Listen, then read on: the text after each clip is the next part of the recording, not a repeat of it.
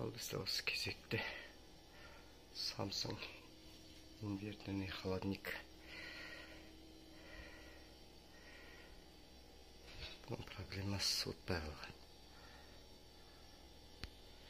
Қазір жасаймыз берді.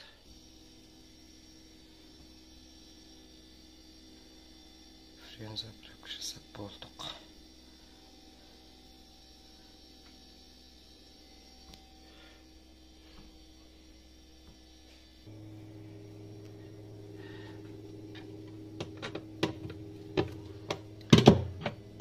Френнен бөлегенде бір проблема. Жердегі клапан үстінде су жармай алған. Істемей алған, сынып кеткен болу керек.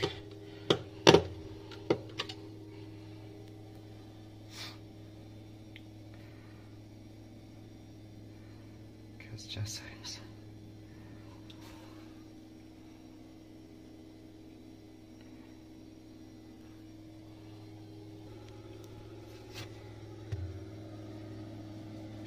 Клапанның мойны сынып кеткен, уже ашық емес. Жабық күйде қалып кеткен. Şimdi жасаймыз қазір.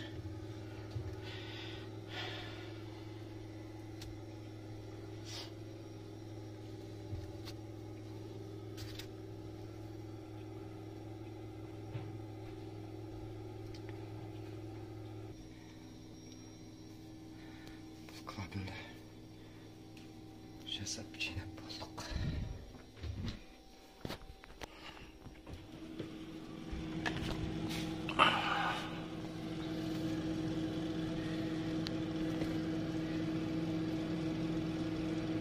Aslında tekstilimiz dатчиктері бар. Теннің мұзын ертіп тұруға арналған. Вентилятор бәрі жұмыс жасап тұр. Бізде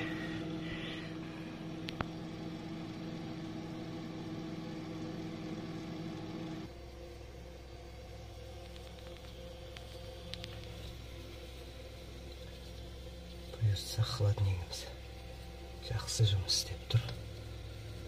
Желдеткішін біреу ауыстырып кеткен екен. Ол істеп тұр. Датчиктер бәрі таза.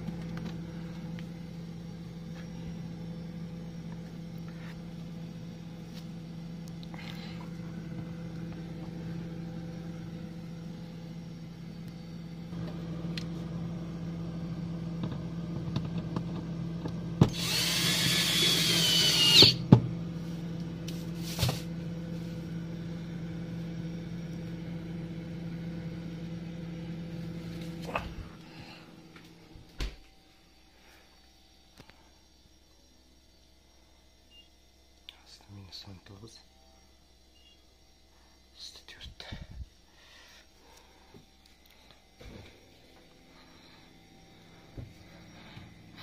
Güçlü istiyordur.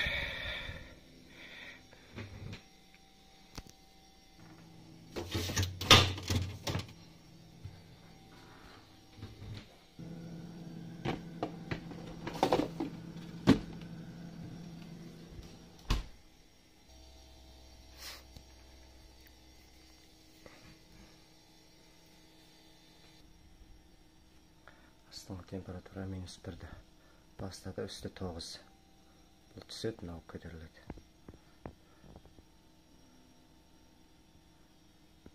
Әтше 18-ге қойып қойдым минус. Мұнаны 4-ге қойып қойдым. Сол негізі стандарты сол дұрыс.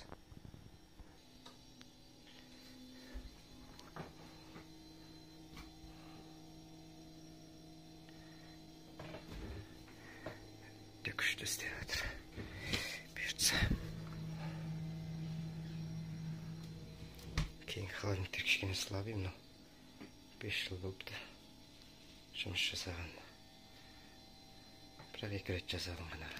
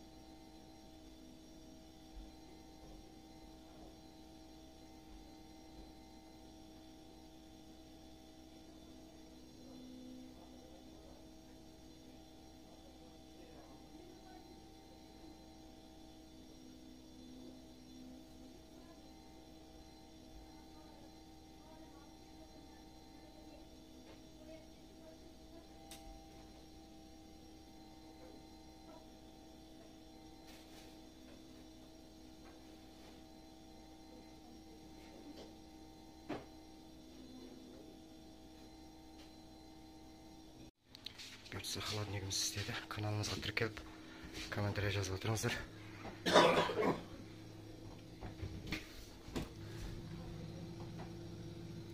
Болдық бұйыртса. Каналға тіркелуді ұмытпаңыздар.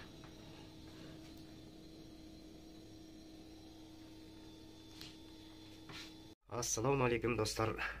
Бізде келесі кезекте LG инвертерлі холодильник. Мұнда клиенттің айтуы бұл жүреді қатырмайды деп тұр. Қазір проблемасын тексеріп көретін боламыз. Бәрі істеп жүреді, бірақ суық бермейді ешқандай. Қазір проблемасын анықтайтын боламыз. Каналымыз ұнаса тіркеліп, комментарий жазып, лайктарыңызды басып отырыңыздар. Бізде қазіргі проблема радиатордың астыңы суға малынып тұрған жаңа тесіліп кеткен.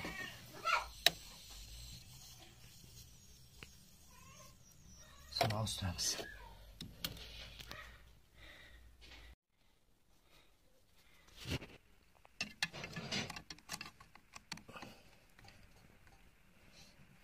Желдеткішін тышқан қырғып кеткен, ондан бастырамыз.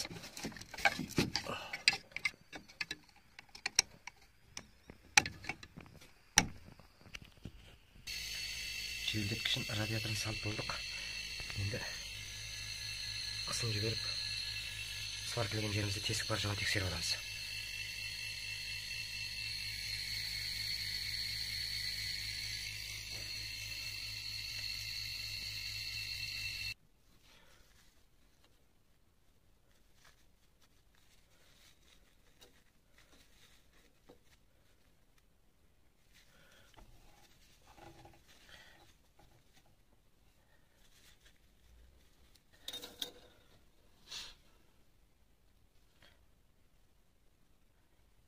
Ешқандай тесік шықпады. Енді ішіндегі ауасын компрессормен тазалап тастайтын боламыз.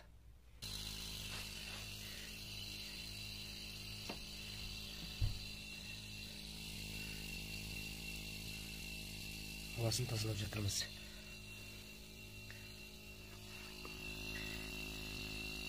R600A деген компрессор 600 фреон құйылады.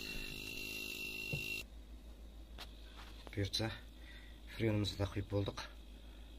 80 грамм фреон кетеді ішіне. Видеомыз ұнаса, комментарий жазып, тіркеліп отырыңыздар. Ассалаумағалейкум, қалдарыңыз қалай? Бұйырса дейтін 2 метрлік холодильник. Бұның үсті суытпай қалған. Фреон азайып кеткен. Ол үшін фильтрді ауыстырамыз. Сосын мына жердегі астында кеткен трубка бар. Оны міндетті түрде мынаған өзіне прямой жалғаймыз. Сосын маған штуцер орнатылады. Давлениені тексердік. Сосын міне воздухын тазалап жатырмыз. Холодильниктің кәдімгі моторынан жасалған. Міндетті түрде воздухын шығару керек, тазалау керек. Сосын барып фреон құямыз. R600 деген фреон. Мотор 1114 600-дік. Бұйыртса қазір боламыз. Бүгін бізде российский бұйырса, бұл клиент суытпай қалды, мотор істеп тұр деп сүткен. Келсек, олай емес. Мотор клиент етіп қалған. Фреон біткеннен кейін қоса берген ғой. Содан мотор тексерсек, отмоткалар аман. Содан клиенттен шығарайық деп, моторды клиент еткеннен шығардық. Оған бізге міне осындай дәу конденсатор керек. Содан кейін өзінің релесі кейде өзінде тұрған релелер жарайды. Кейбіреулерден басқа мотор, басқа реле қою керек жүр. Конденсатор қосылу үшін басқа реле керек. Қосып көреміз міне.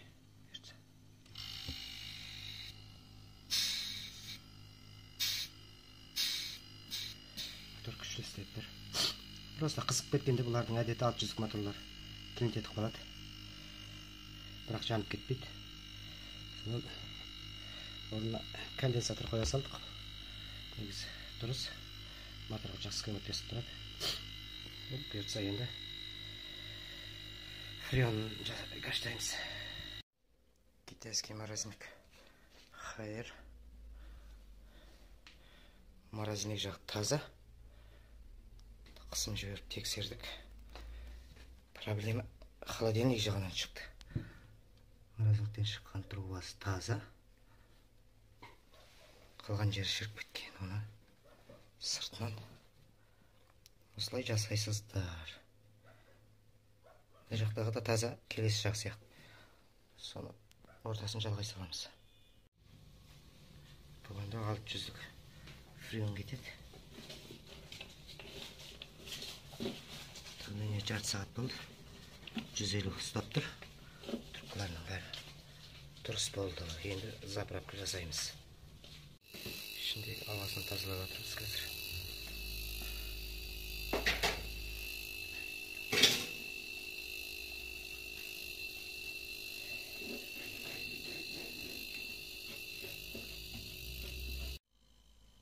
Қазір заправка жасап отырмыз ерді.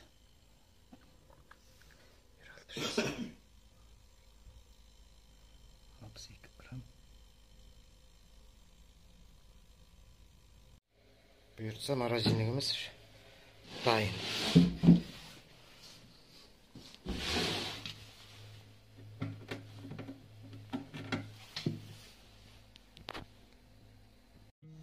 Ассалаумағалейкум достар. Бізде микроволновка пеш.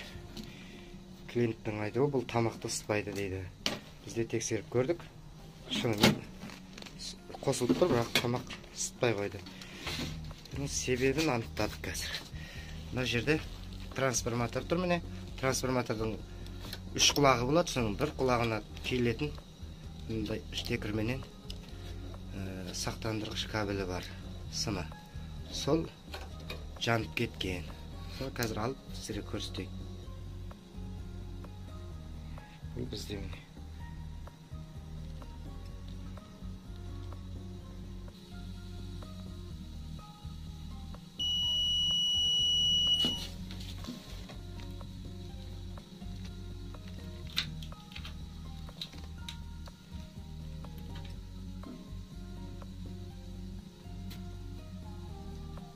Жұмыс істемейді. Міне достар, біз бұны айырбастап орнына салдық.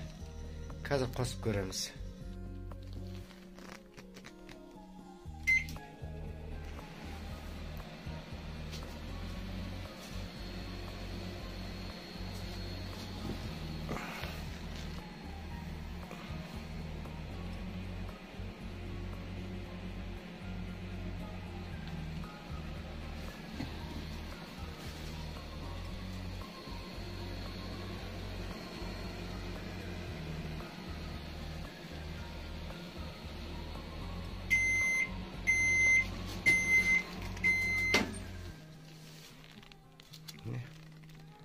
Сап болдық.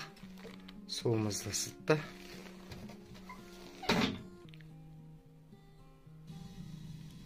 Бұл сақтандырғыш кабелдің жану себебі ішіне темір ыдыстарды салып жібергеннен болады. Бұған темір салуға болмайды. Осындай пластмас или шыны ыдыстарменен тамақ жылытсаңыздар болады. Каналымыз ұнаса лайктарыңызды басып тіркеліп кетуді ұмытпаңыздар. Рахмет.